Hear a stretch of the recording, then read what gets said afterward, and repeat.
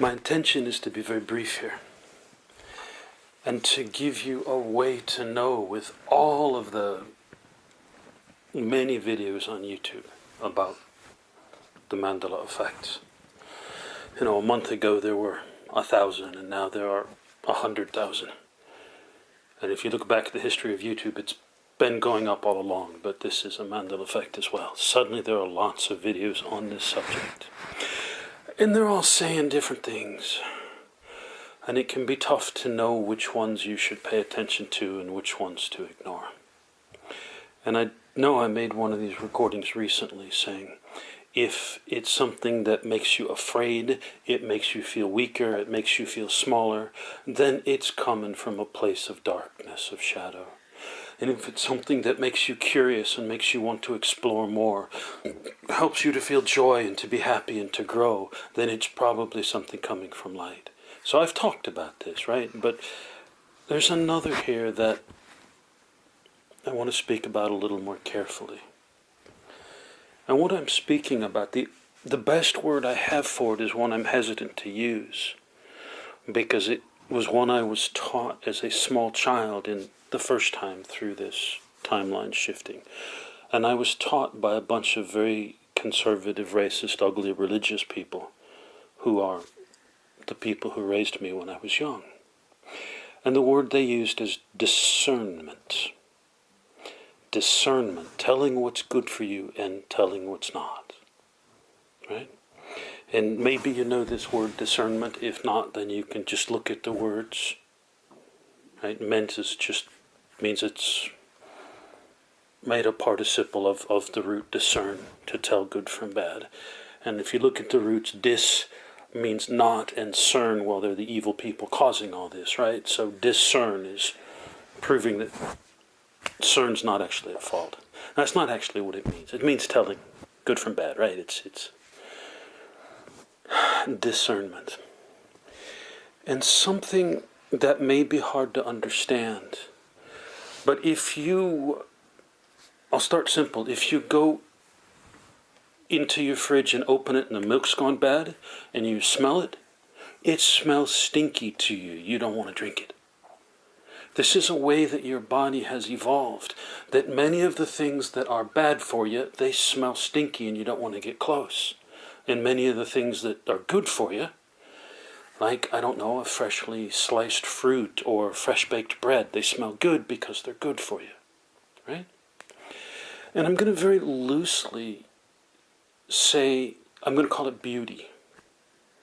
Those things that your nose says, that's beautiful, are generally good for you. And the things your nose says that's ugly, generally that's bad for you. And this is true of a lot of things in life. A lot of, well, I don't know if I can go there.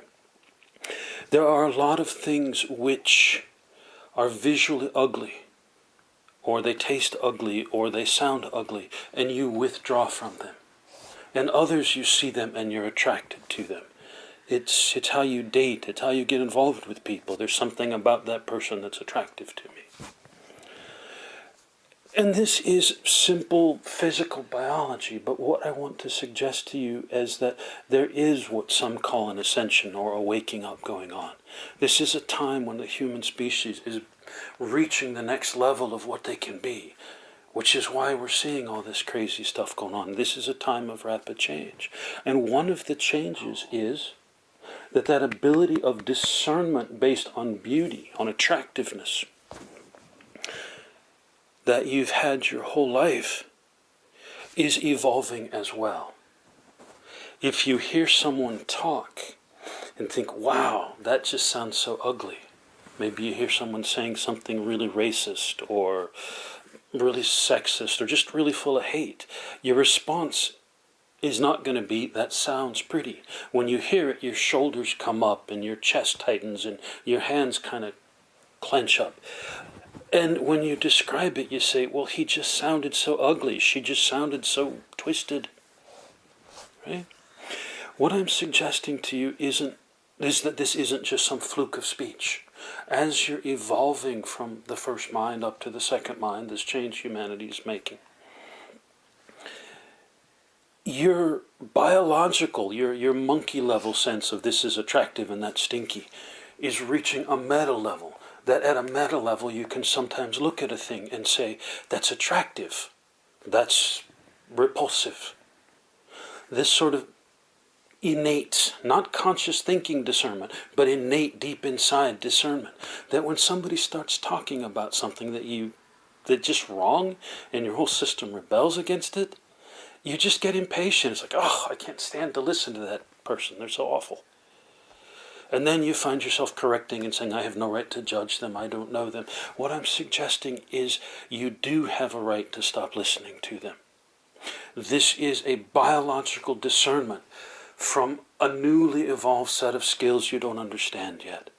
If you look at a picture of someone and say, I don't know what it is about that person, but they look ugly or twisted, don't listen to them. Save you having to listen to the whole video and figure out the truth from the lies. Yes? And I know that done improperly, this could lead to more discrimination. Right? Looking at some person with a lot of makeup and nice clothes and saying, that's true. I mean, the news has used this to deceive people for years. Or car salesman using a pretty girl to sell a car. Right? So, used improperly, this can get you in trouble. Don't let this be your final arbiter of truth, but at least begin to trust it and to test it.